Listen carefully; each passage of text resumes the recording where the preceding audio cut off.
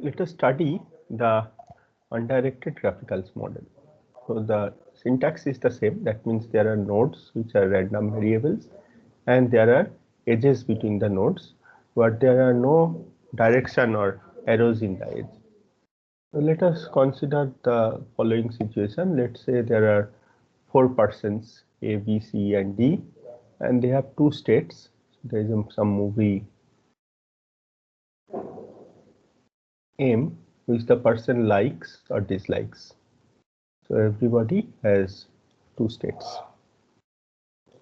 They either like or dislike, so binary. And then there is an co-influence, that means A influences B as well as B influences A, which determines whether the person will like the movie or not. So A has some influence on B, whether both of them like or both of them dislike. A has some influence on D. So neighbors have some influence. And this amount of influence is indicated by a factor function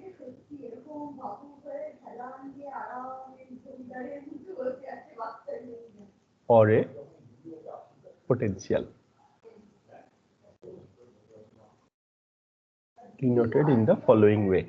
Let's say xi is a factor function. Its scope is A and B. So basically xi corresponds to this edge. We'll later see that we can generalize this beyond edges. You can generalize it to any set of variables and connections between them. So let's say initially it is corresponding to this pair AB. So the scope of xi is AB, and the function xi takes on values like this. It can take on any value, need not be between 0 and 1. Let's say the value is 300 if A equal to 1 and B equal to 1. Let's say it is 10 if A equals to 1, B equals to 0, equals to 10 again if A equals to 0, B equals to 1, and let's say it is 100 if A equals to 0 and B equals to 0. So this is the factor function or the potential function between A and B. So similarly you can have others. So let's call this as xi1. Similarly I can have xi2, scoping B and C, and xi2 can have a similar function. Maybe here the potential is slightly different, they agree to disagree. So for A equal to 1, B equal to 1, let me write down the possibilities, then I will write down the function values.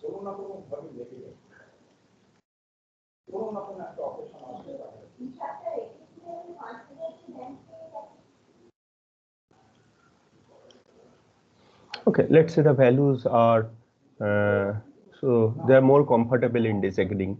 So let's say this is 10, this is let's say 100, this is let's say 100, and this is again let's say 10. Oh no, sorry, this should be both 0. This is 10. So this is xi2. Similarly, I can define xi3 and xi4. Okay, and this comes from either by learning or from the domain knowledge. So, and this is not exactly a kind of influence as in causality. This is an kind of agreement or correlation or some kind of affinity between A and B, between B and C. Okay, so this defines affinity. This defines a negative affinity actually. These are called potential functions. So if you take a undirected graphical model, sometimes called an Markov random field,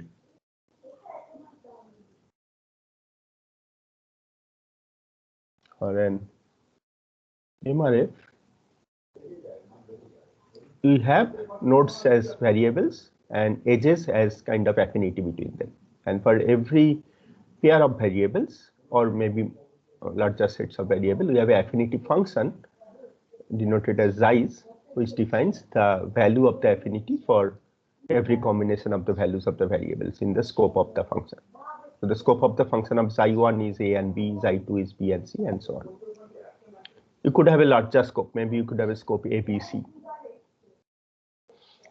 And so now we can sort of interpret. We might be interested in the question that what is the joint probability A is 0, B is 1, C is 0, D is 1. Okay, we might be interested in the joint probability. So we do it as follows. So let's take every factor function that is available. So xi1 for a equal to 0, b equal to 1, product times xi2, b equal to 1, c equal to 0, times xi3, c equals 0, d equals 1, times xi4, a equals 0, d equals 1. Okay, and this whole thing divided by a normalization factor z. And these values you can easily pick up. So xi1 a1 0 b1 is 10, xi2 b1 c0 xi2. Okay, no, sorry, I made a big mistake. This will all be c. Made a big mistake. Okay, so xi2 b1 c0, b1 c0 is 100. Similarly, you can pick up the other values to complete this, but since these are not in the range 0 or neither are they exhaustive, so this you have to normalize by some constant z. This z is so it's easy to find z. Basically, z is if you find these values of xi of p a equal to 0, b equal to 1, c equal, all possible values of these things, these probabilities, if you find, they should sum up to z. Okay, so this z is sometimes called a partition function. Z is a partition function, also basically a normalizing constant.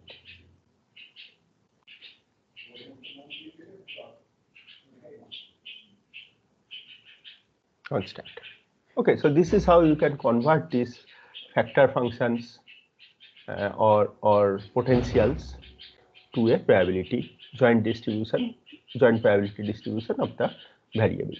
Note that this is bit time consuming, because to find out z you have to actually compute the entire probability distribution table, joint probability table, then add them all up, add all these xi1 xi2 for them, and then you get the value of z.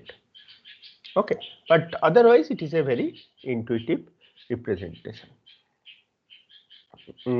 This can actually be generalized. So I said that earlier that every pair of variables has a corresponding xi associated with it. I can do the following. I can consider all cliques. Cliques meaning a subgraph where every node is connected to every other node. Every node is connected to every. So for example, there is this blue clique, there is this green clique. So these two cliques we can easily. There can be other cliques too. For example, this can be a clique. Okay, and maximal clique is 1. That means if we drop a node from that clique, it no longer remains a clique. Or if we add something to it, it also might not remain a clique. Okay, so what we do is we attach one factor function xi for every clique. One factor function xi c for every clique. So here I can have two. One for this blue clique has a xi, and this green clique has another xi. And the scope of the factor functions are the variables in the click. So here the xi1 will have x2, x3, x4 is its scope. And as before, the joint probability distribution is product of all the click potentials. These are also called the click potentials. These actually are called the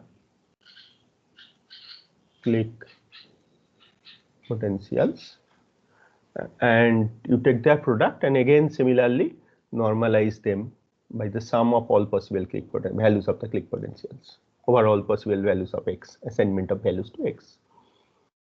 So this basically we are generalizing a two variable factor to a multivariable factor. Two variable are always a click if they are connected, but there may be larger clicks which we are considering here. This actually comes from statistical physics backgrounds, where these are kind of let's say electrons, and you have charges between them, and there is a potential of these three electrons taking on a particular charge, say, sorry, not electron, some particle taking on a charge, say positive, and negative. So there is some potential of this particular configuration of charges. That's the click potential for this. Similarly, the total joint potential of the entire set of particles are given by this with a, and this z is a partition function. So this came from this, but this became very popular for image processing and other kind of applications where these can be thought of as pixels, and these clicks can be thought of as a segment, image segment, which have similar correlated behavior. And then the click potential is basically a segment potential, and the total potential of the image, probability of the pixels setting or taking on certain values, some intensity values, is given by the product of these click potentials. So this is very commonly used. So this is the description of the undirected graphical model. We will see later that so this is the formal definition. Px equal to product over all the clicks with the normalizing partition function.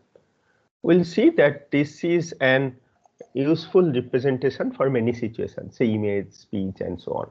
Just as undirected graphical models were for inferencing problem, this is also say medical diagnosis problem. This is very useful in many situations where we have a natural graphical structure. For example, images, the neighborhood represents a graphical structure. We'll do all the things that we did for the directed graphical model. That means find out conditional independences, find out the IMAPs, find out the influences. All those we can do. We can do inferencing, everything else we can do. That will continue in the next part. Thank you.